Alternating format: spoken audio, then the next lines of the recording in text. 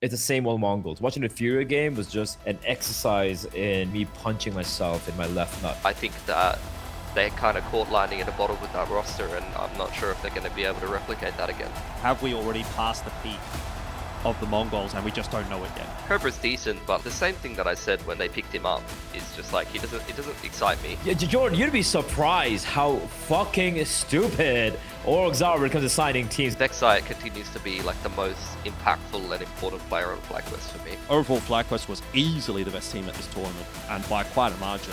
At what point do we stop saying like, oh, we're getting more experience? By August this year, it will be 2 years that Semper has been a thing. Granted, they've had some success domestically. So don't get me started on that, all right? Do not get me started on that. You're not a dumb fuck. We are indeed geographically challenged. It's episode number 99, coming at you from Brisbane. 9-9. Pilski's in Seoul in Korea, as you can tell by the beautiful image that he's conjuring on our screens right now. I've been detained. All 10 pixels that we're getting all the way from Korea. Apparently they have good internet over there. I don't know if that's true. I'm not really getting that vibe right now. It's better in India, apparently. Yeah, clearly. I mean, also, but it looks like pollution, like fog all over your face. I thought it's supposed to be in India. That's bad, but yeah. Hey, what's going on, Pilski? You said you were feeling a bit dusty this morning. Is it just you, or is it like the camera, the microphone? No, I think the camera computer is in general. Like my hangover. Like it's put a hangover filter on the fucking camera just to like match the vibe and the aesthetic. I kind of like the vibe. I'm on a laptop camera. Like usually when I come to Korea, I bring like my whole setup, but because it's winter, like I don't have room for everything, and I didn't have any casting to do. So I was like, oh, I'm not gonna bring extra shit. Yeah. But this will probably be the worst. This will probably be the worst podcast setup you'll ever see from me. So I'll tell you what, though. that. I mean, the important thing is you actually sound fine. Like, you don't sound fantastic. Obviously, it's not as good as your microphone back home, but it actually, compared to the way the video looks, the audio sounds fantastic. So that's really Razer. Is that a Razer headset? No, this is Logitech. This is a Lightspeed. Yeah. Right. Hashtag not sponsored, by the way. Not sponsored, of course. Anyways. This was sponsored. They gave me this, and I did a video about how sound is important in tactical FPS. I don't know if you guys know that, but hearing footsteps. Really? I play on mute. Oh, really? You're one of those guys that puts the music on and just plays. Yeah. It shows, buddy. It shows. Yeah. All right. Well, look, real man, guys, like a real man. We've got some real men to talk about here as well. FlyQuest actually got themselves a win recently, so we'll talk a little bit about that one. The ZHI-TECH Elite Masters. Obviously, Mongolz have just finished up at Krakow a little bit earlier than we might have hoped them to have.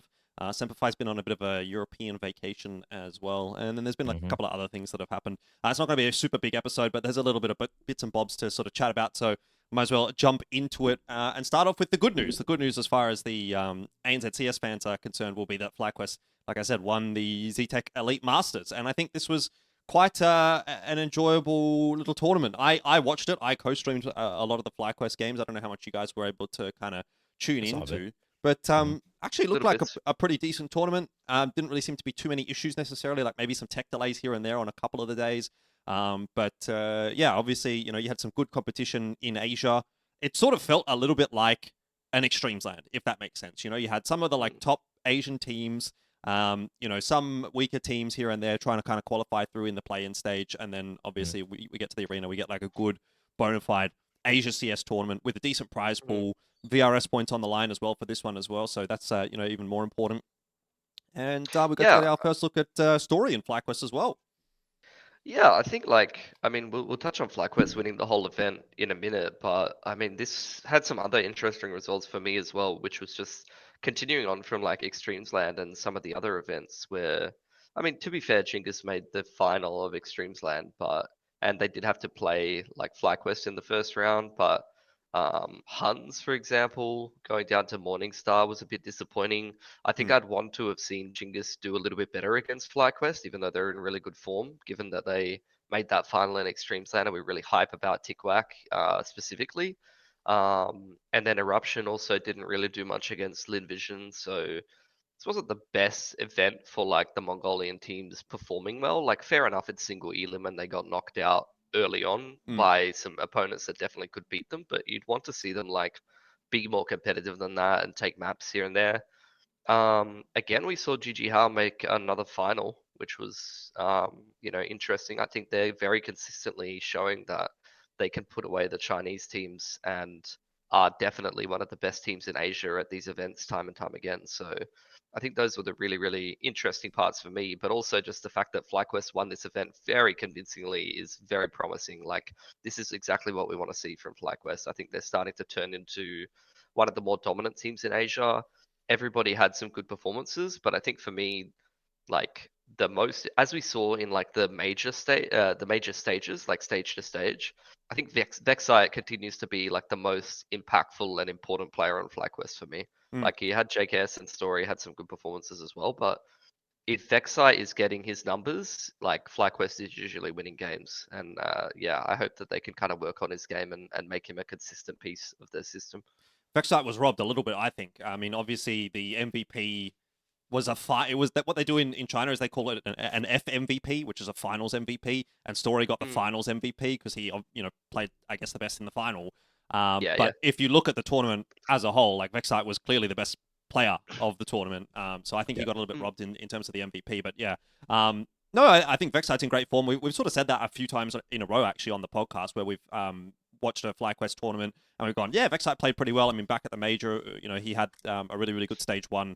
Pretty bad stage 2, but he seems to be really, I think, kind of coming into his own a little bit. And I think what we'll see more of that is, and especially this year when FlyQuest are, it seems like, going to have to compete a little bit more domestically and compete a little bit more at these tier 2 lands, we're probably going to be looking at Vexite and being like, yeah, actually he's kind of clapping cheeks because, when he first went into this FlyQuest roster, or back when they were Greyhound, he went from playing in Oceania to playing international, like, tier 1 lands.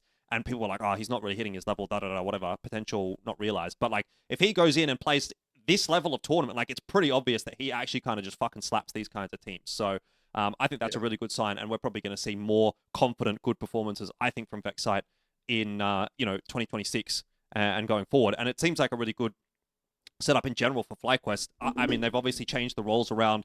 Az has come in, JKS has come in recently as well. Story's obviously very new too. There's a lot of things that I think we can talk about actually in terms of how FlyQuest as a team are now structured and set up. And I think it is the best look that we've seen from FlyQuest in a very long time, personally, actually having watched these games. And I know it's only been, I think they only played the 3 matches here in the actual event, and then 1 or 2 in the play-in that I got to watch. So there's not a whole lot to go off of, but from what I've seen with Story in this lineup and the way that, now Vexite seems to be taking a little bit more space, Netic obviously having taken a bit of a backseat, he's playing a couple more of the sort of worse roles, so to speak. I think it's all just kind of coming together and working quite nicely for FlyQuest. So everything that seems to have been a conversation point throughout the end of 2025, where we're saying, oh, they need to change this, change that. Regali, obviously someone that also took quite a bit of space. Now you've got someone that's a bit more of a supportive, util-based AWPer in Story. It seems like it's really setting up the FlyQuest rifling core quite nicely. So I am very happy with what we saw from FlyQuest at the ZH-TECH Elite Masters. Obviously, not only the fact that they got themselves a win, but just how they played, the way that they looked. Story as well seems like a really good addition from a roles perspective, what he brings to the team, and also just from he can shoot pretty good. There was a couple of highlight moments from Story. That's good. You obviously want your AWPer to hit the cool shots. I thought he hit the easy shots for the most part as well. Like, he didn't really seem like he was a bum missing, stuff that absolutely needed to be hit. He was connecting what he needed to, delivering in moments where, maybe you wouldn't expect him to, and then also doing a lot, I think, to enable the riflers. So I think overall, really, really good pickup from FlyQuest. Very happy to see that. And a clean 3-0 win over GG in that final. I don't know if I expected that. I think I said a 3-1 when I was watching it on the co-stream. And I was kind of expecting GG to pick something up. Like, they're a decent team. They've got some pretty good names, but they just absolutely shut them down. I mean, look, okay, Ancient was a 16-13, but like Anubis and Dust 2 were pretty snoozy maps. Like, they didn't even really seem close. So overall, FlyQuest was easily the best team at this tournament, and by quite a margin. Didn't drop a single map in the play-ins or in the event itself. So I think that's just like a stellar start to the year for FlyQuest, and I'm quite excited to see what they're going to do going forward with this lineup, and obviously with Azza in the coaching role as well. I don't want to read too much into it. I agree with all the points, obviously. But they had one close map against GG, right? The opening map on Ancient, where it was like the overtime. Apart from that, very convincing showing overall. And the Story, we touched upon it, right? It was a bit of a slight side grade with a positive being, with a positive being that he can also do a bit of secondary calling as well. So I wasn't like too worried about him performing. But yeah, good signs overall. But for me, again, it's going to come down to the bigger events, right? It's going to come down to events like the major when they make it through, which they should, in all honesty. And also some of the bigger events where they seem to have this very good group stages. We seem to be super excited with what they're showing, and then they just completely capitulate when it comes to making it to the next stage, right? And I feel like till then, again, I'm not. I think it's a great way to start the event. You get a lot of VRS points as well. I think they're right now top 30 in the world, so they're looking good. Things are looking good, but as we touched upon earlier, this is a team that we want to do well. So I'm just gonna not, kind of suck them off too much. Give them a little bit of time, and then see how. When's the next event though? I'm actually kind of curious. Not for a while. I don't think they're playing anything in February. Okay, but like might be one of the, I don't know, like the Cluj. Yeah, definitely not in Cluj. Maybe Astana or something. Well, the thing is, they would not be getting any invites to anything because they've only just now gone into the top 30 because of the result here at ZH-TECH Elite Masters. So it wouldn't be until later in the year when some of those potential, like if people are declining invites, they would get something. So they're going to have to play some more Asia-based events or maybe some like tier 2 events in Europe. Try to crack top 25 maybe, hopefully, right? Yeah. But look, overall great showing. Even Natic as well, as you pointed out, right? Pilski, like they with the rules switch and everything, he's still been delivering the numbers. It's not like he's completely disappeared as well. I want to just touch upon the Mongolian teams actually, which Pilski did as well. When it just comes to how disappointing the outing was from all of them. I mean, just scroll down the list here. Where's the first Mongolian player? Zerolt. So Zerolt and Score are kind of okay. They've done okay for themselves. But I think every other Mongolian player has gone negative. I can't make out how many maps they played there. 2. Yeah, it's only 2. Yeah, but more so, just look at the names from the top half of the list is FlyQuest Chinese teams basically only. Yeah. And then the bottom half is pretty much all the Mongolian teams. They had a horrible and GG How. Honestly, that Morningstar team has a couple of shooters on it as well. I wanted to touch on that. Game. Extremes Land, I don't know. It seems like the tier 1 Chinese teams are falling off a bit, and some of the tier 2 players are like starting to shoot like really hard. So I don't know if we're going to see more like players move up into some of the top Chinese teams or not. But yeah, I mean, I agree. I actually thought, we saw that Huns roster with controls coming into it, and I was thinking like, this is just one of the best teams in Asia, and then they don't do anything at an event like this. Is kind of crazy. I'm gonna wait at least a month or so before I can really gonna pass any judgment on Huns coming in, because he said, right, with controllers having that stint in Mongolz, he should definitely be improving the team overall. And yeah, losing Morningstar was a bit of a shocker, I won't lie, considering how easy it looked for the Chinese team. But I'm gonna give it a bit of time. I'm gonna give it a bit of time and see how it fares out. But yeah, overall, as we've touched upon time and time again, Jordan, like the Mongol scene, apart from the Mongols, it's not that great right now, honestly. And even the Mongols is maybe not that great right now. Still way better than all these guys. Of course. But we'll touch on that in a second. One more final topic actually here for ZH-TECH Elite Masters I wanted to talk about, and Pilski obviously kind of teased it a little bit there, was that these sort of up-and-comers in the Chinese scene are starting to get pretty interesting. Obviously, we talked about Zero on the last episode, going into Tai Lu, and the other name that was in that conversation, if you guys remember, was Suki. Everyone was like, oh, Suki's fucking sick. It's Suki versus Zero for this spot. And I obviously had just come off of watching Zero at Extremes, and I was like, nah, it's Zero that's going into that lineup. But then I watched Suki in this tournament as well. And for the Suki believers, I'm on the hype train now as well. Like, this is a guy that I think definitely we'll be seeing in a better team at some point. Morningstar, even based on this performance, are not a bad team. They actually, I think, kind of pushed FlyQuest as well in that match. Obviously they lost 2-0, but pretty close maps. 2-0 the Huns. With the way that like Rare Atom and Lim Vision are looking at the moment, like I wouldn't be too surprised to see those teams kind of floating around thinking, okay, maybe if we need to find an upgrade on a rifling position, Suki can potentially sort of come into one of these rosters. And it would be about time, I think, for someone certainly like Lim Vision. I think they're fucking for sure Lin Vision. Like how they've had firepower issues for a while, like Rare Atom is at least changing some players. Like they got checkin. I actually think checkin is kind of alright, so I'm kind of wait and see on them. I don't think Rare Atom needs to change another player right now, but Lin Vision fucking for sure should pick up someone like Suki. Yep. Anyway, that's enough of that one, I would say. Suki is the truth. And let's move on to the Mongols at IEM Krakow. What do you guys say? Everyone's been saying Krakow nowadays. I feel like I was in Krakow for like for 3 weeks. I was doing the EPL, and everyone's like Krakow. They have a. It almost sounds like a Yeah. V, but Yeah. it's not really. Yeah, It's like the a V W and is an a F. V. It's the same as my last name. Like the anglicized version, I always just say like Pilipowski, but like it's Pilipovsky. Like the W is pronounced Yeah, as a it's like a V. WV kind of bastardization. Yeah, Krakow. Let's because stick you with don't that. want to be a POV. That's what it is. And everyone in Australia, for anyone that's not from Australia, people that are POV is poor, right? I think that's what that is. Yeah, for sure. Let's Povos. go with that. Povo. Yep. Am I saying something like really bad? Like I don't think I am. I'm pretty sure. No? That's fine. Kurva. Okay, good. That's all I know. I don't want to like get cancelled just for saying something that I wasn't 100% You won't sure get what it was. Mate, As long mate, as long as you I'm don't here. drop another fucking mozzies on the event bus, that's fine. That one we probably better not explain that one. Probably won't explain that one in Yeah. case there are some people. All right. Mongols at Krakow.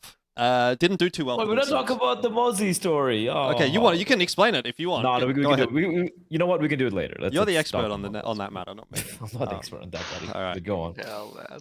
13-2 on Dust 2, 13-11 on Ancient. I actually didn't watch this G2 game because it would have been on at a ridiculous time for me. So I don't really have too much to say about that one, but I did watch most of this Furia match, and I have to say this was a fucking mess. This game was a real mess. 9-10, it was doing his best, but 9-10 was not enough to win this game for the Mongols. Here's the thing. I watched both the games. The G2 game, map 1 could easily gone their way as well. Map 2, of course, was a blowout. Same thing we saw against Furia as well. Their map pool, and this is the thing with Mongols, right? Season starts, they come in cold. Yes. They never had a hot start to the season at all. So I'm gonna, have that as a caveat. And of course, the fact that for Cobra Zero coming in, he had some pretty cool moments here and there, but he is clearly no Senzu yet. Hopefully, fingers crossed, right? And again, debut event with this new lineup. It was against some pretty stiff opposition. G2 are no pushovers. They're a very solid team.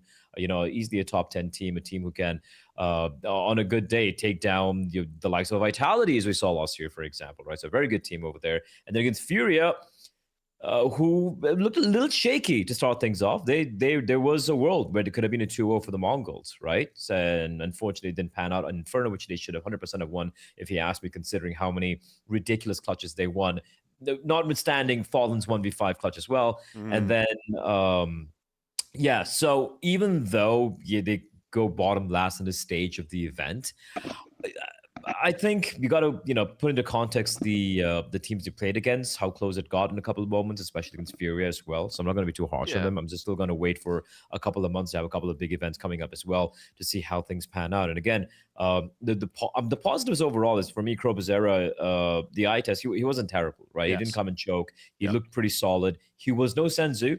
He was okay. For me, the fingers have to be pointed personally to Blitz, the hardest fragging IGL in the business, right? I'm looking at Mazzinho, who's supposed to be, who we've spoken about how he's matured into his role and how he's so much more, has so much more output with the roles he plays as well. And I just feel the firepower right now, it's just too up and down. You'll have one really good map from Mazzinho and it just disappears for the rest of the series.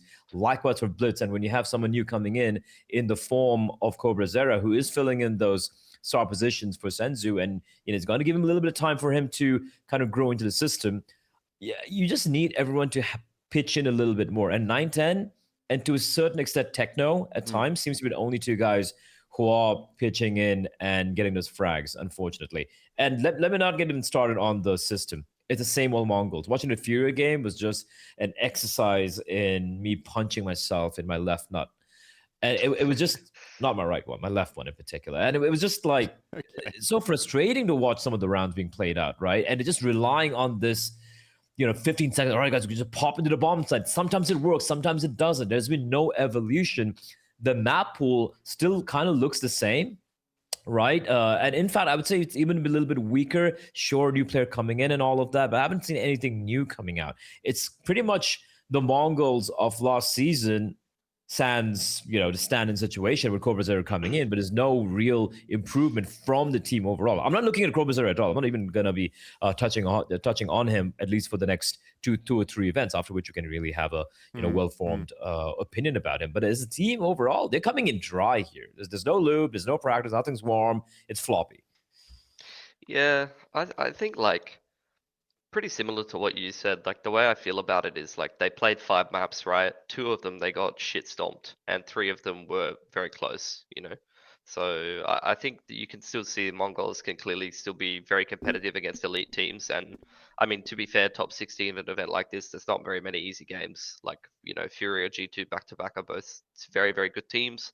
They showed that they could be competitive with them, but they still have the same issue as controls and even at times before controls, which is that like there's no consistency in terms of one player going completely missing on Mongols in some of these series, and it's never even necessarily the same player. I feel like they take turns, one player having a really really poor series, and they're just lacking a little bit of consistency. Like at this event, first series I think it was Mazzino, and then second series Blitz had a really poor series. So I feel like they kind of they take turns having a really weak fragger, and sometimes that can be not good enough at against these elite teams. It's not ever going to punish them against some of the weaker teams in a play-in stage or first stage of a major or something like that, or if they're playing some of these Asia events, that won't matter. But when you're playing the best teams in the world, that's going to lose your series. Yeah, I mean, I guess the thing is we were pretty close to them actually 2-0ing Furia, to be honest. Yeah. Like they won their first map. Obviously, it's a close map. They lost, I think it was 3 map points on Inferno. And there was certainly no shortage of opportunities for them to close that map of Inferno out. I mean, Bleh, you referred to the fallen 1v5 through the smoke on the B bomb site with the Tech-9, which was just like, obviously a really nice play from him, but also, let's be real, a little bit lucky.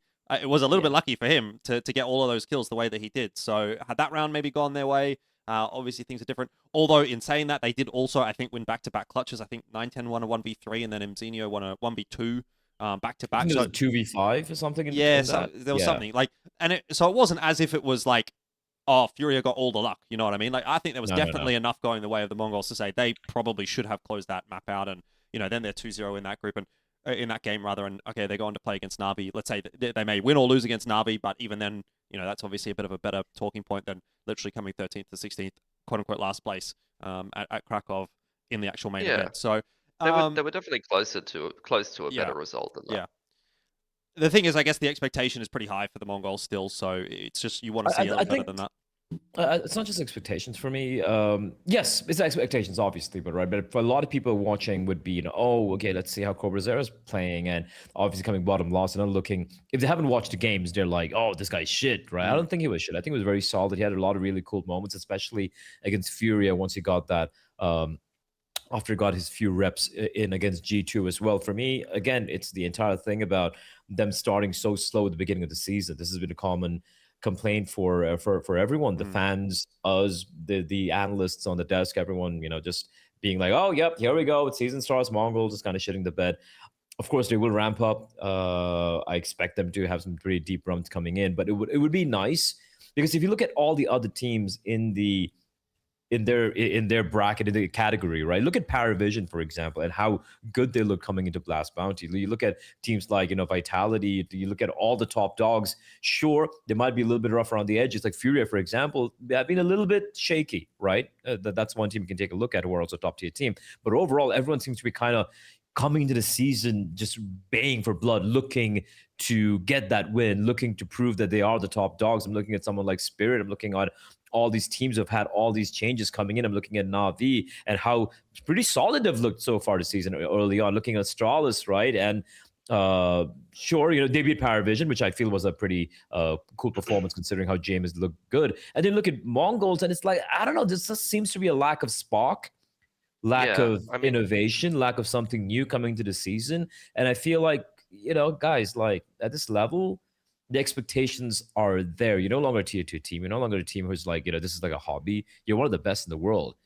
Play like I think most people are kind of aligned on that. Like you even see people kind of like ranking what they think the top 10 will look like, or talking about Mongols. And I think most people have kind of come to the conclusion that Mongol, unless you're like a diehard Mongolian fan, but I think like your objective kind of like, I don't know, European Counter-Strike fan is like, Mongolz is still a very good team. They can beat like very elite teams in best of 3 series still when it's good, but you're not maybe expecting them to do that with the consistency of when they had Senzu, and maybe you're not even expecting them to be, you know, a top 5 team in the world anymore. They'll probably float, you know, bottom half of the top 10, that Yeah. kind of thing.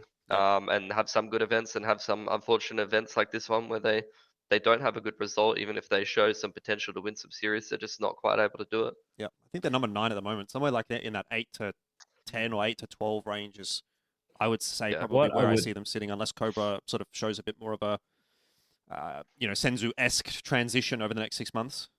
What I would hate to see is if the Mongols becomes the Mongolian Aurora. Yeah, I was literally thinking the makes same sense, parallel. right? Yeah, It's Yeah. so similar that they're both national teams, right? They have the struggle with, you know, the thing with Aurora has always been, where do we get new blood coming in? Yep. The struggle with that. It's always recycling the same players in and out.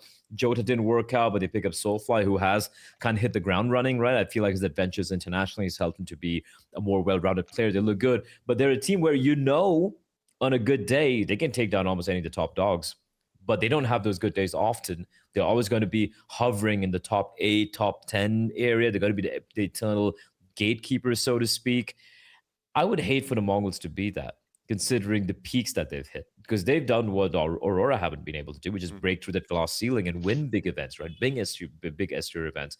And Mongols have done that. And for them to now finally peter back to just being on the boundary of the elite, that would be that would just be not a disaster. That'd be just depressing for me. I mean, it would be, but at the same time, it's like it wouldn't be that surprising. Like I feel like for people that are more recent fans, that Mongols has set their expectations super high.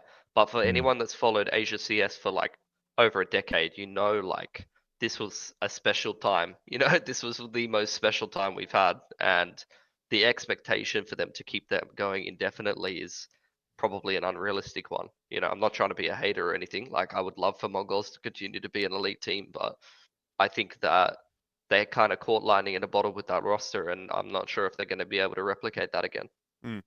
Yeah, I guess we'll have to wait and see. I feel like, was it maybe a few months ago, towards the end of last year, I remember saying something like, you know, have we already passed the peak of the Mongols and we just don't know it yet? You know what I mean? And I don't even remember if that was when Senzu was still in the lineup or just after he'd left. Obviously, it would make sense to say after he had left. But, you know, you kind of look back on that period and go, oh, you know, did we take for granted what we had for a little bit there, you know, where it was getting too good for a little bit. And, you know, obviously, who knows what the future will hold, whether or not they'll be able to reclaim those numbers. But yeah, look, again, end of the day, I think we'd probably be pretty happy if they just sort of maintained somewhere in a, you know, loose top 10 position. I think overall, just having at least a team to compete, to sort of cheer for would be, I think, what a lot of fans in Asia want. I think even if they hover there, like, there's still talent that they can try. Like, I don't know. I still think like players like Tikwak or like some of the players coming up, if they can hover in that position, could potentially like bring some more life into the team at some point. Here's my Cobra's decent, but like the same thing that I said when when they picked him up is just like it doesn't excite me particularly, you know. Like he's as we saw his performances like in this tournament, he was fine.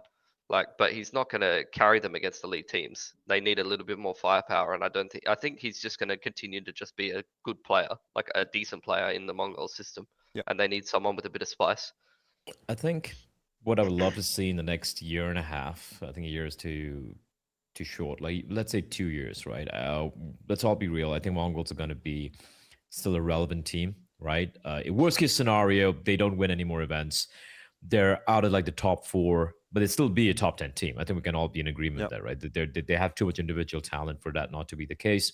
And obviously, even have a couple of changes here and there, even if it doesn't quite click the way it did with Senzu, maybe even Senzu comes back, whatever, they're going to be there. They're going to be ever-present force in World Counter-Strike. What I would love to see is, as Pilski pointed out, but just add on to that, having newer players like this Tikwak kid, right? And more of the tier 2 Asian scene, or sorry, the Mongolian scene kind of shape up, where the gap between them and a Mongol starts getting lesser and lesser.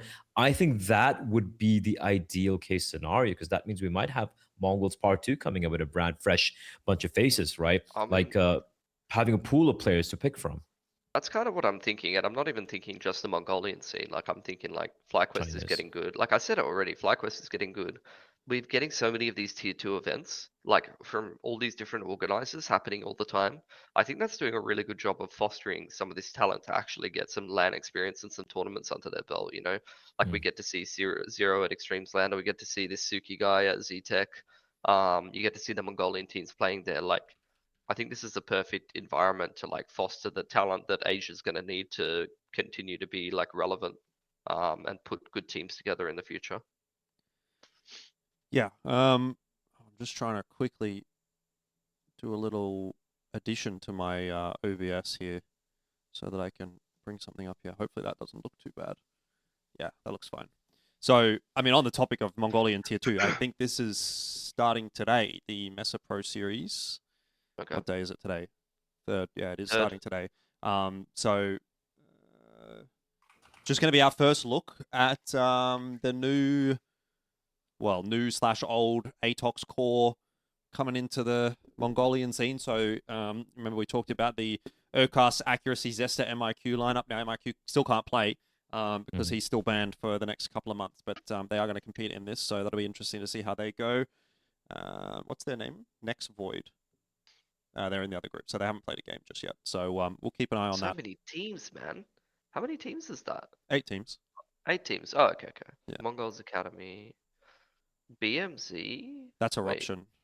Eruption. Yeah. But it's different. What? They changed their roster.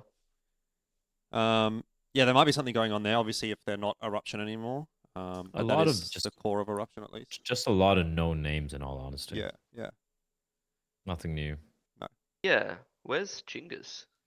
Guess they're not playing. Interesting. Oh, that's weird. That is weird. Yeah, I don't know. Anyways, yeah, that was just a quick little aside since we were on the topic of Mongolian Tier 2. But yeah, I think it's a good point, Pilski, that you make. And I actually wanted to touch on the VRS ranking at the end of the episode, but I think now's probably a pretty good time to do it. Just because, you know, FlyQuest is actually, they're not that far away from the Mongolz, right? That's like 200 points. That's really not that much. And if Mongolz keep taking L's internationally, FlyQuest keeps winning some tier 2 domestic stuff, this gap is actually going to get pretty close, I think. Same thing can be said for like this Morningstar team. They've just kind of come out of nowhere. Obviously, that was Kaleido previously, but like they've actually overtaken Tyloo in the VRS ranking. Semper's playing in Europe, and Huns, yeah. Semper's playing in Europe at the moment. We'll talk about that in a second too. And they've picked up a pretty sizable chunk of points lately. So again, you know, we're still a little bit of a ways away from the invites for the major, which is April 6th. So that's let's say that's 2 months away. We've got 2 months to get the major invite slots all sorted. But these teams are already kind of like starting to fight for these slots. So it does feel like probably down to Semper right now. That's where the race kind of is. I don't think Fengdar's looking like they're competitive enough in Asia to really be much of a threat. Obviously not Mindfreak either. Depot is where are these guys from again? Uzbekistan. I was going to say Kazakhstan, but it's Uzbekistan. If you remember, this Icy Valone guy was in like Traffic Tashkent or something a year and a half or 2 years ago, and they were vying for a slot. So maybe Depot and Chinggis Warriors will have a bit of a bump up. We'll see what Thunder Down Under looks like, although they have been mid thus far, I would say. Yeah, they've been struggling, man. So, you know, maybe there's 8 to 10 teams in the race at this point if you really want to kind of like, you know, go down the list. But there's a couple of more interesting additions recently is more so my point. FlyQuest kind of jumping up the ranking a little bit, and I don't think they'll take it off of the Mongolz, that top spot. But you know, it's probably something for Mongolz to kind of be a little bit aware of if they start taking a few L's internationally. Morningstar's the big threat, I think. Morningstar could definitely take a slot away, and I kind of hope they do, frankly, just to throw a bit of spice in the mix, because, you know, these rare Adams and these Huns and, you know, those kinds of lineups have, I think, been kind of getting through a little bit too easily at times. Where's GJ Howe? I don't think they're actually on the Asia ranking. I think they're on the Europe ranking. They're on the Europe ranking? Really? Why? Yeah. For real? That's a bit weird, isn't it? That's kind of... Yeah. Wait, how Or am I did missing EU? something? They're I'm sure 59 on Europe. What? It's because of the the dual yeah, thing? yeah, I think so. Interesting. So I don't know how that works. Because they're playing so many Asia events. Like they're Yeah. playing all of the Asia So you have events right Boros now, but they're and on the Osama. European ranking. But isn't this Middle East area now kind of counted as Europe? So it's if it's MENA, sure, because Yeah. Middle East to North Africa, but MENA is not EU. Because everyone here are technically Asians, right? So you have a Jordanian Boros, we have Palestinian, you have an Iraqi Bibu, and then you have Mini, who's Lebanese. So whoever the fifth is, Synopsy in this case, it doesn't really matter who the fifth is. They should be Asia. They show as Asia on HLTV. HLTV, they show as Asia, but I don't know how this works because I don't understand VRS well enough. But I remember people talking about it in the Discord. There is a reason. I'm sure someone's going to be in the comments explaining it again to us. But there is a reason that they're in EU. Please do. Okay, I'm a little. Oh, I think it's where you're based out of, perhaps. Maybe that's how it goes. If memory serves me right. If they were on the Asia ranking, where would they be? That's how many a good points question, do they have?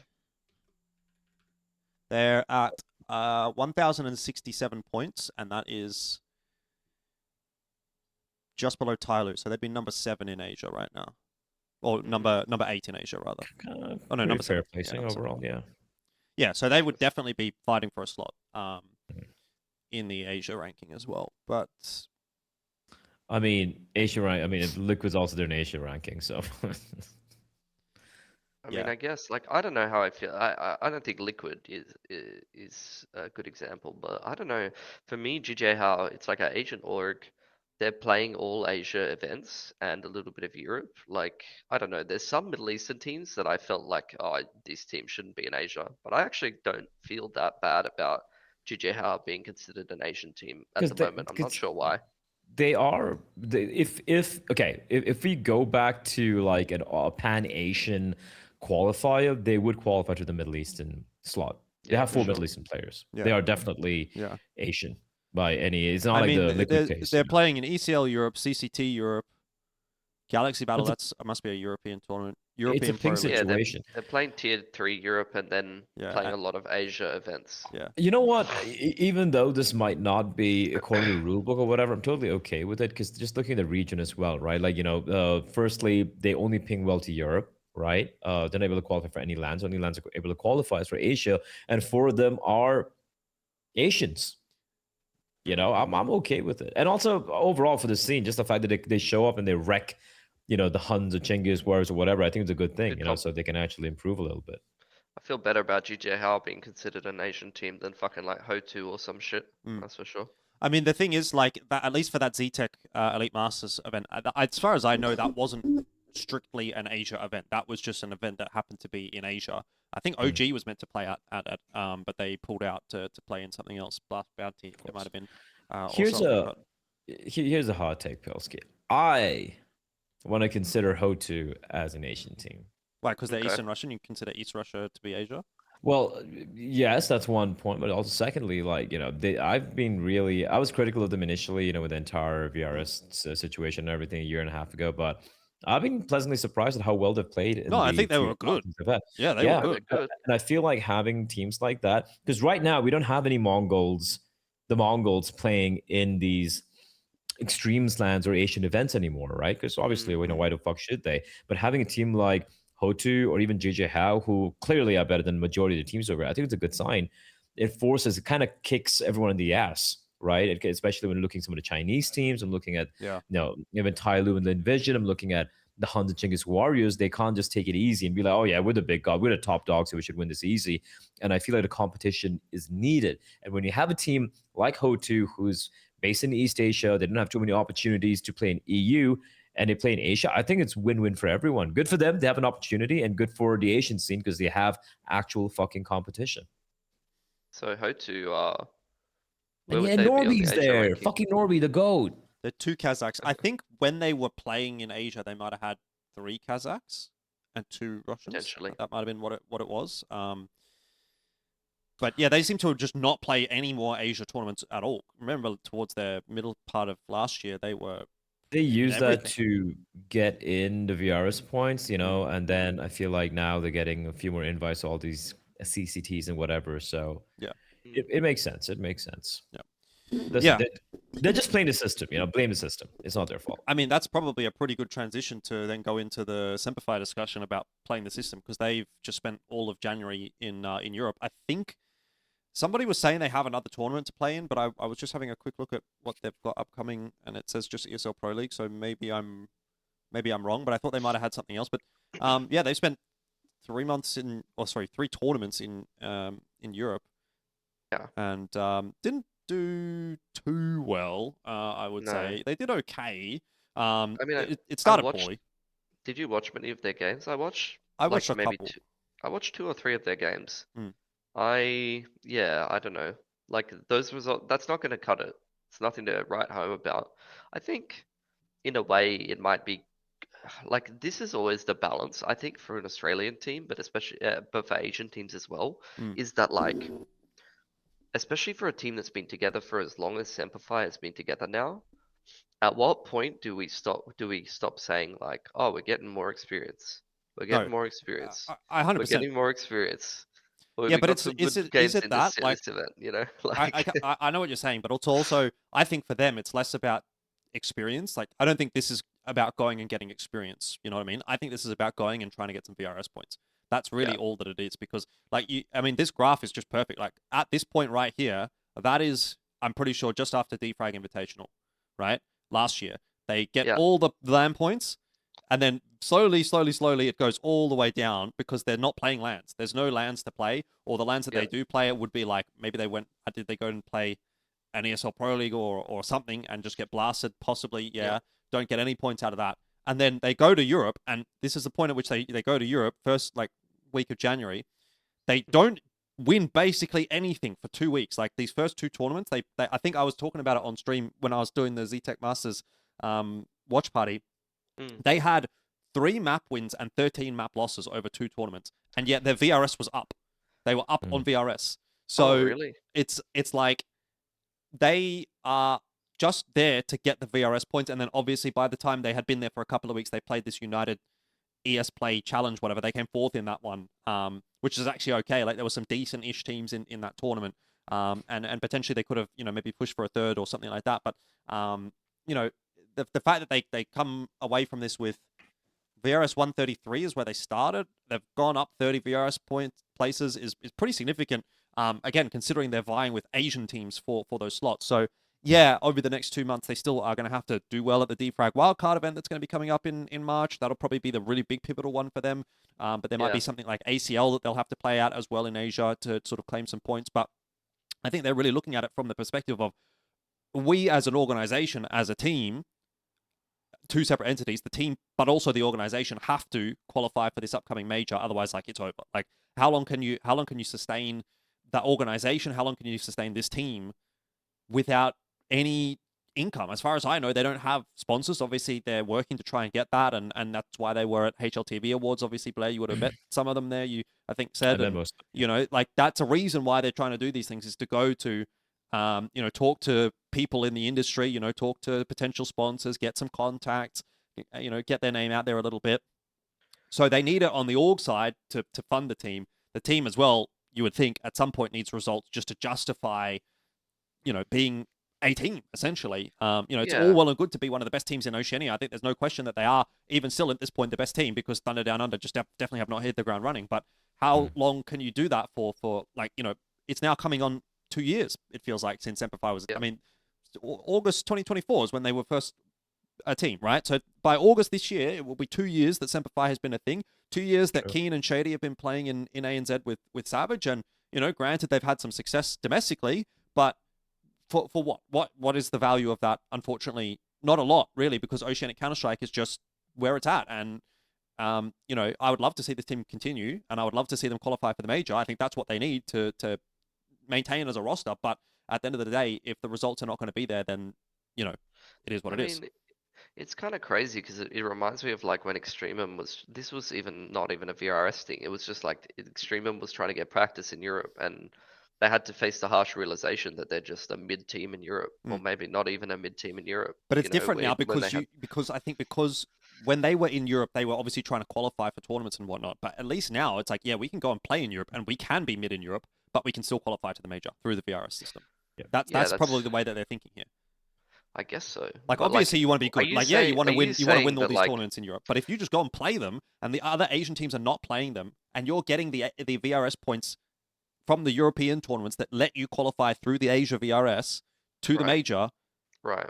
is that not mission successful? Even if you're Yeah, I going mean, like group I guess stage so. every single tournament. I guess so. I didn't even think about it like that. Like for me, looking at the results and watching them play against these European teams that I don't even regard as being like great teams, that like I look at how Semper is, and they're just not good enough to even hang with a lot of the European teams that aren't even particularly like relevant But again, teams. are we falling into the same trap that we always do? And this is what the trap with FlyQuest was it's like they're playing against better competition. We're watching these teams in Asia, like the Huns and whatnot, and Lin Vision and so on. So, I mean, I guess maybe Lin Vision's a bad example, but let's say Huns and Chinggis Warriors and whatnot are playing primarily within Asia.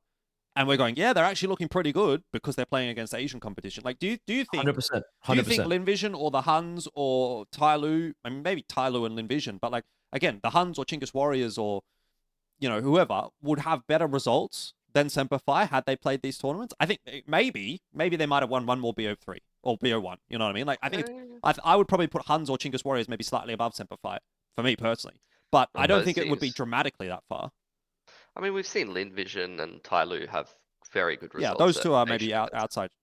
Yeah, LAN, but, like- yes, but we got to remember though, the caveat is these are all online games. Yeah. Yeah, I mean, yeah, online tier 3 in Europe is impossible. For anyone. There's just There's so no many vitality fucking good there, bro. teams. Yeah, like every team is like playing their hearts out. They're not all online. I think one of the events they went to was a LAN event. I'm pretty sure. I think the one they finished fourth at was a LAN event. United 21. This one. I'm pretty sure that was a LAN event. How do I tell? Um, Location. It says location. I can't scroll down that far on the overlay, but it says Norrköping, Sweden. yeah, So I I'm don't pretty know sure if it was that's a LAN event in Norrköping. Sweden. This was like all Nordic teams that they were playing against. It's like Ho2, Alliance. Well, this Yeah, one it says was- Malmo, Sweden. So I mean, Yeah, I'm pretty sure they were playing like Nordic LAN events. A Nordic LAN event. Yeah. Which is Sashi's playing in that. Yeah. Yeah, there were some decent teams actually in this one. Big Harvu Alliance are all Harvu. pretty reasonable. Metasport, Johnny Speeds. Like, they're not nobodies. Like, I mean, No. they've outplaced Johnny Speeds, which is something. You know what I mean? Like, the thing is, like, again, I'm not necessarily... I 100%... I can pick up what you're putting down, Pilski, that if you're looking at it purely from the objective, is this good enough as a results thing? Probably the answer is no. Like, they would want to have had better results than they did. Basically winning, one BO1 or two BO1s in the first two tournaments. Like, that's not what you want. But from the overall mission of what is Semper trying to achieve this season, to an extent, I think, they've kind of achieved something actually with this trip. Whether or not there's another tournament or two to play, I don't know. And obviously they have ESL Pro League to play at some point too. Yeah. I think that's kind of crazy if that's the case. Like, is that actually the formula of like being able to grind your way into Well, the VRS? That's what VRS is. It's pay to win. Like, am I wrong? Like, is VRS not pay to win? If you can pay to go on, like, for example, okay, what about ZHI-TECH Elite Masters? Just as an example, right? Mhm. All the teams that can go and play in that one are just teams that can afford to go and play. Like, it's an open tournament, okay? So it's got a play-in, qualifier, sort of whatever. If you're a team that can afford to go there, let's say you're Thunder Down Under, for example, okay? Why does Thunder Down Under not play in that? I spoke to ASAP.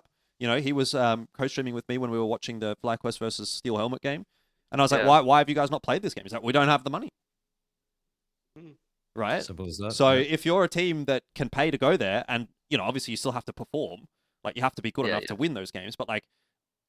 Well, that's the thing. You kind of don't. If Well, they if, yeah. if To a you point, can go to a point.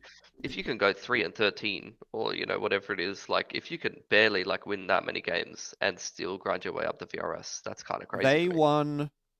won 4, 5, 6, 7, 8. I think they won 8 maps. 8 Out of how maps many? out of the matches that they played In like 3 events, right? in 3 events. So what is this? So there's one. Scroll down. One in Urban Riga, and they went what? So they went 1 and 4 here. 1 and 1 here, so that's 2 and 5. 3 and 5, 3 and 6, 3 and 7, 4 and 8, 4 and 9, 4 and 10, 5 and 10, 6 and 10, 7 and 10, 7 and 12, 7 and 14. So they went 7 and 14. They went 7 and 14, crazy. and they've gone up in VRS points. That just seems wrong to me. No, but you know? the reason is because they can't get VRS points in Australia. They cannot get these points. So even by going and playing and losing, they are still gaining points in a lot of instances. That's very interesting. Yeah. That's very interesting to me.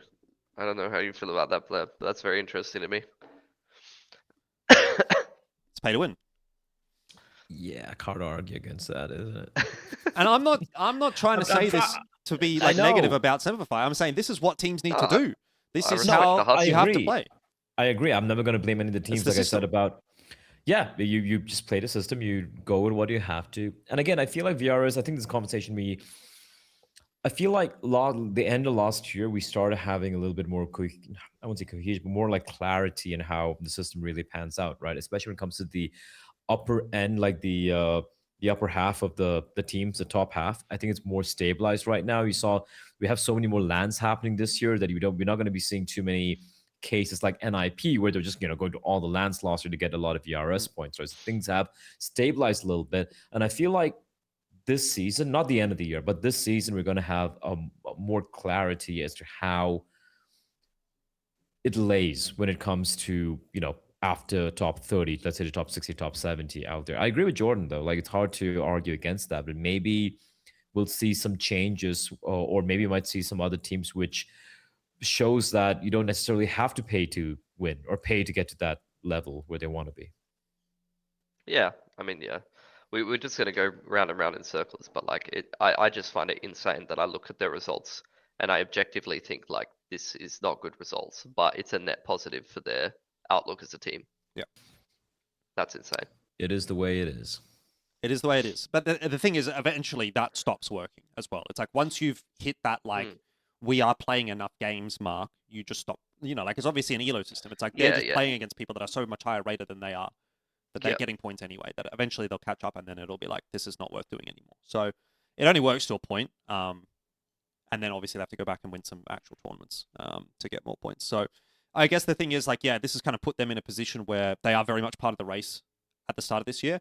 And whether or not they make the major, I think does come down to what they can do. Obviously we talked about Dfrag. That'll be a big one for them. And then these Asia events, ACL. I've just seen a tweet actually, by the way, from ACL as an aside. And they said that it says ACL XCS2 just, I mean, obviously it's in broken English. ACL XCS2 decides to take March 5th as our event's VRS invite date. So, okay, so the invites are going to go out on March 5th, which is in about a month. Yeah. Yep. So, don't know exactly how many teams are going to get invited to that. Obviously, have to look into the format a little bit more. I know it's changed from last year, so it probably won't be as many teams. But it will still be the top teams. That will be the thing. And that'll be a big tournament, obviously, for a lot of these teams in deciding whether or not they'll make it to the major. So, I think that's enough about Semper. Yep. Bit of a conversation that went down a bit of a rabbit hole, but those are sometimes the best conversations. And let's talk our last topic for the episode, which is Nemesis. And we haven't really spoke too much about Nemesis. I remember we touched on it a little bit. Really had to. No, exactly. But we touched on it a little bit, Pilski, after we did the CEGC tournament, and obviously I caught up with Nemesis. When we were at Extreme Sound as well. I don't know if you got the chance to really have much of a chat with them at all, but it seemed like things were going pretty well, I thought, from the conversations that I was having. And then I came home and I was like, yeah, okay, so Nemesis will keep on keeping on. And then a few days ago, it's announced that the team has basically been released by Nemesis. So I don't know what's going on there.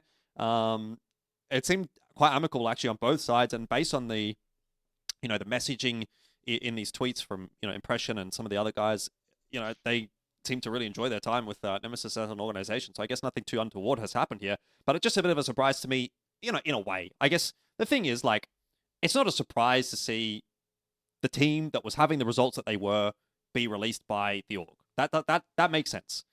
What doesn't make sense to me is why does this org pick up this team to begin with? and then drop them in this fashion. Does that I make mean, sense? it never think- made sense. They had a bunch of different teams. They had so many different teams. Like this org, I don't know. Okay. They kind of seem to have like some kind of scattergun approach or something. Yeah.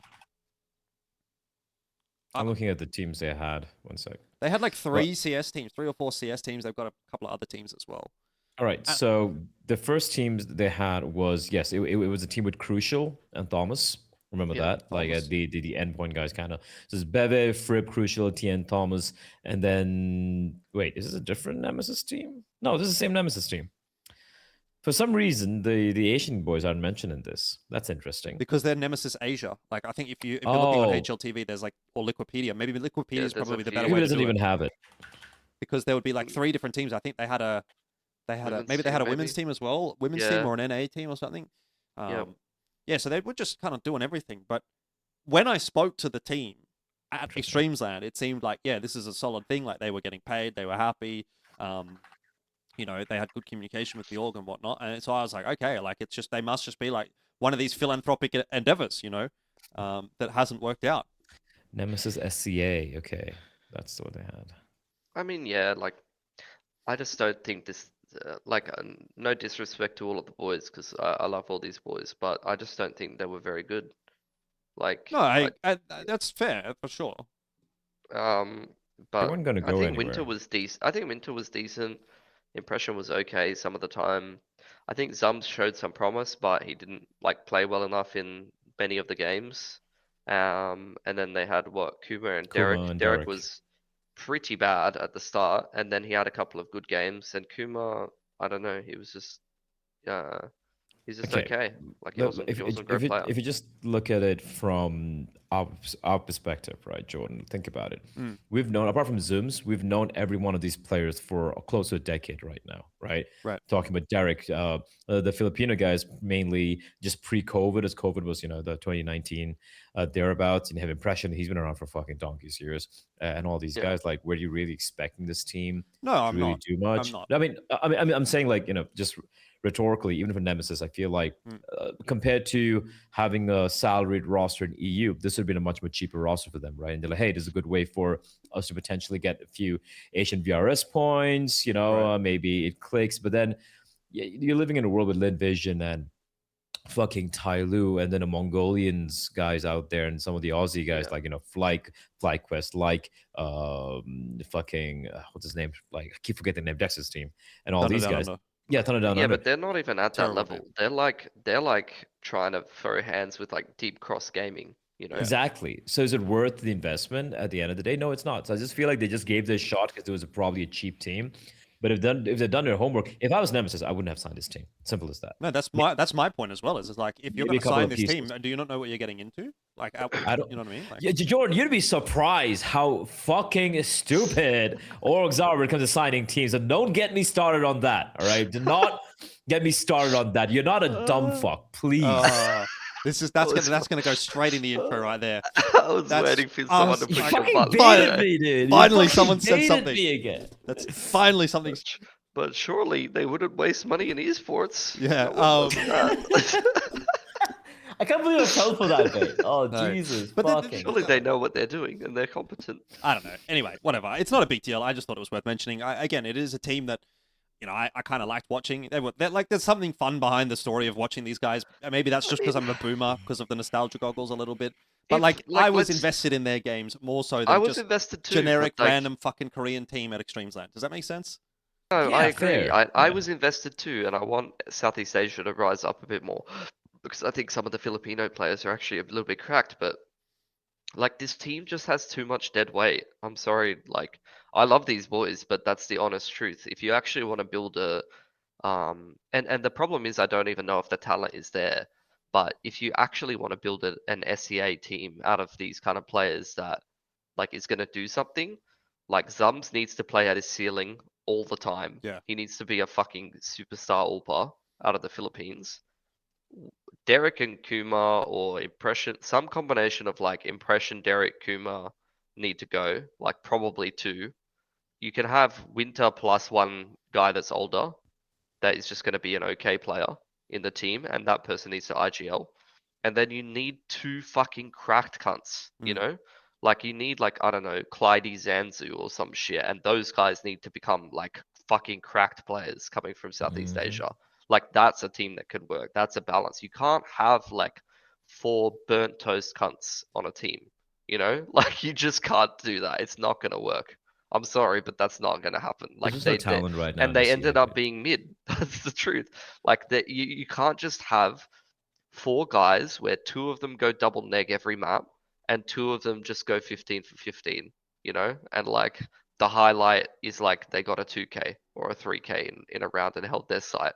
It's like I need some fucking, 17-year-old Filipino kid Yep. who just plays CS non-stop to be on this team. I don't need Have you 4 people that are 30 years old. have you I had don't. that in Valorant, Billy? What do you mean? In Valorant, we Like, have cracked do you have Filipino any kids. like big cracked Filipino kids? Yeah, yeah, fucking tons of cracked Southeast Asian kids. They're all playing Valorant, but like No, there are a Southeast couple. Asian, sure, but like Yeah, Filipino in particular. yeah, Philippines yeah. in particular.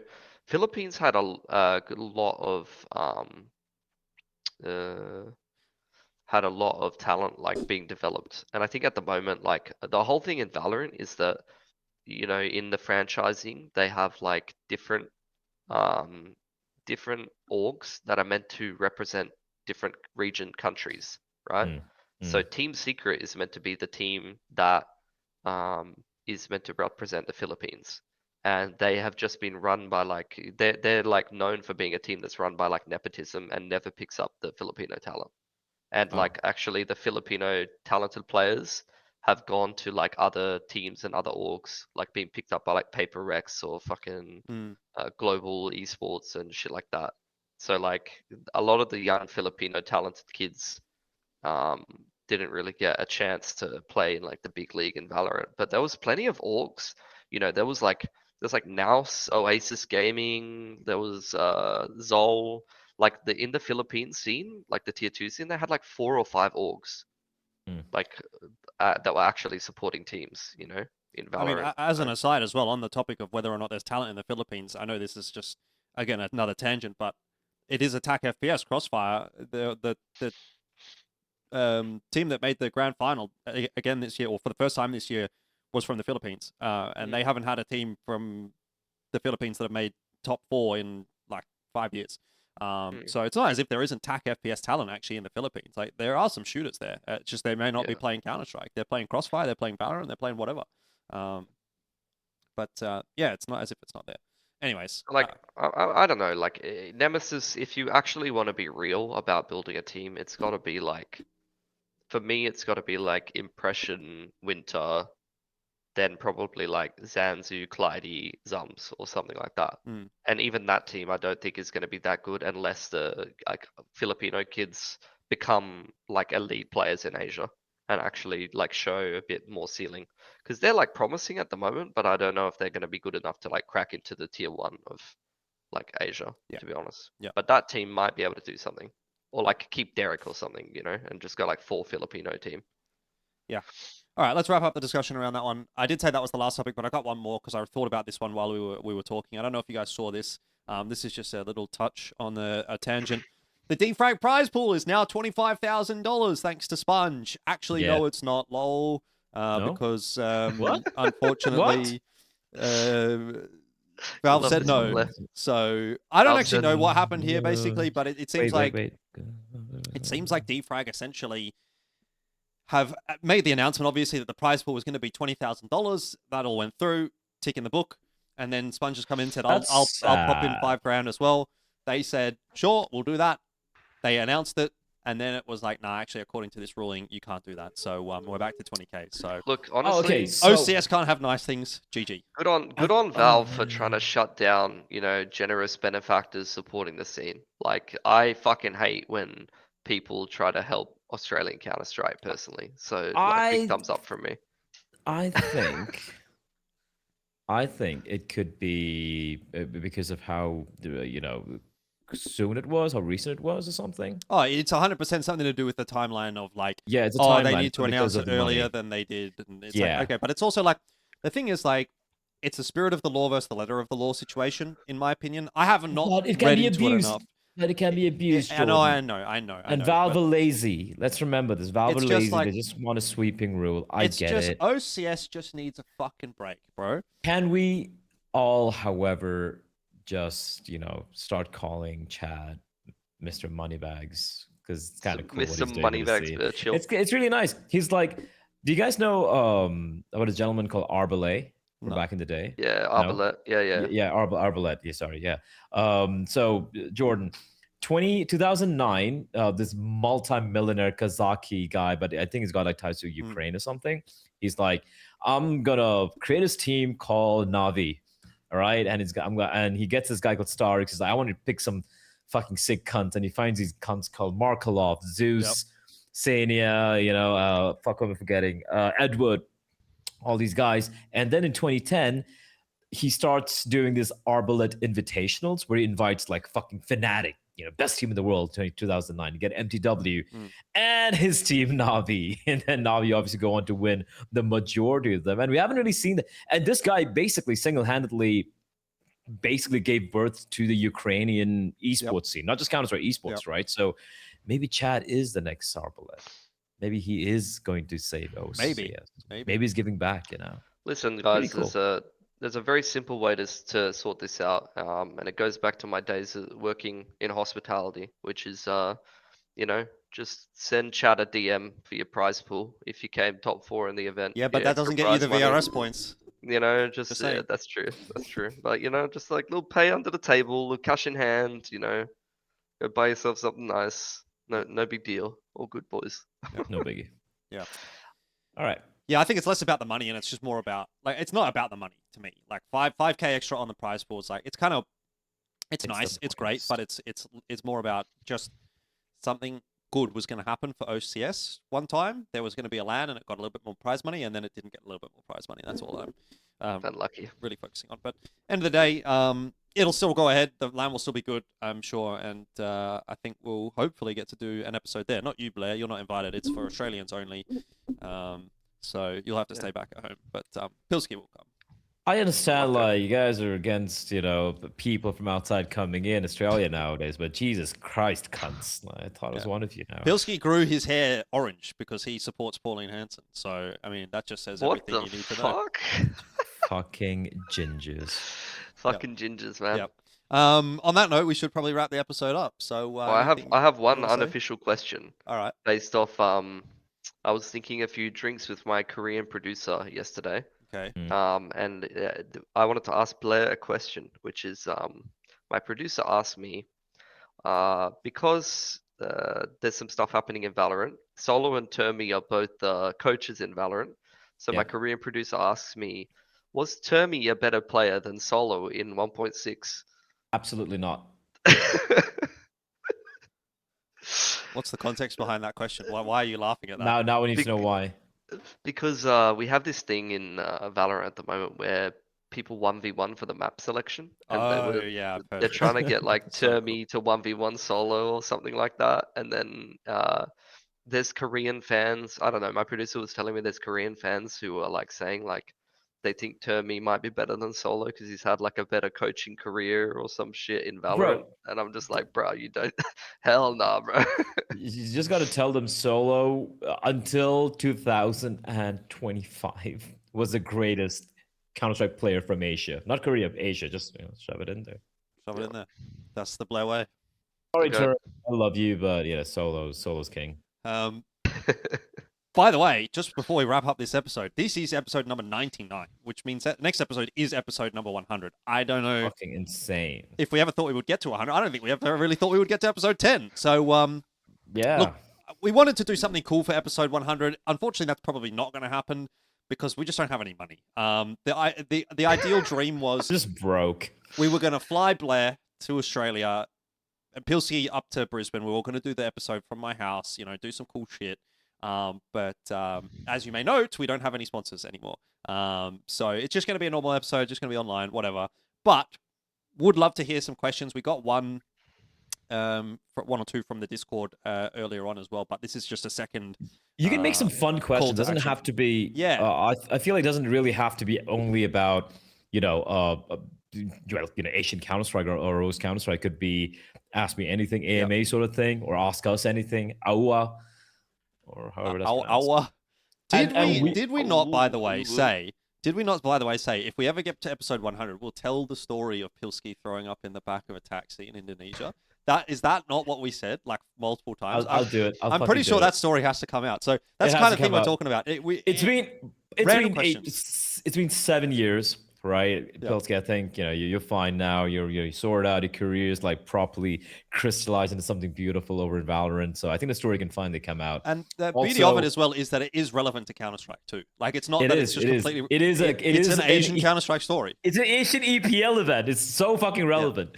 Yeah. Also, I'm just proposing that we all have a few brews, like maybe some whiskey, single malt, beers, whatever you guys prefer. We can do. Yeah, we can do. So basically, drop your ideas in, drop your questions in. Let us know what you'd like to see from episode 100. It'll probably be in a couple of weeks' time. Again, make it funny. There's only so much that we can do when we're doing it online remote, but we'll try and make it something that's not just a normal episode, although we will probably still have a couple of normal topics to cover as well. So we'll just try and make it a little bit special. I'll try and come in with a party horn or something at the start of the episode. I'll come naked. Yeah, me too. Deals. What if done. we're all just naked, but like it's this angle, I can do it right now. Yeah, we could. Maybe I am from the waist down anyway, and you guys don't even know. Why does every episode end like this? I'm pretty sure we talked about the same shit at the end of the And the thing is, we're all sober. Imagine we're actually drunk. Yeah, Bro, I'm fucking hungover. You That's didn't even scary. tell the Mozzie story, bro. Come on, man. We'll save that for episode 100. It's a classic. Actually, maybe that is a good one for episode 100. All right, I'll just write it down in my notes. All right then. All right then. That's episode number 99. Make sure to like, comment, subscribe, do all of those things. buymeacoffee.com/Elfishguy if you'd like to put money towards the potty. And that's it. We'll see you for episode number 100. Peace.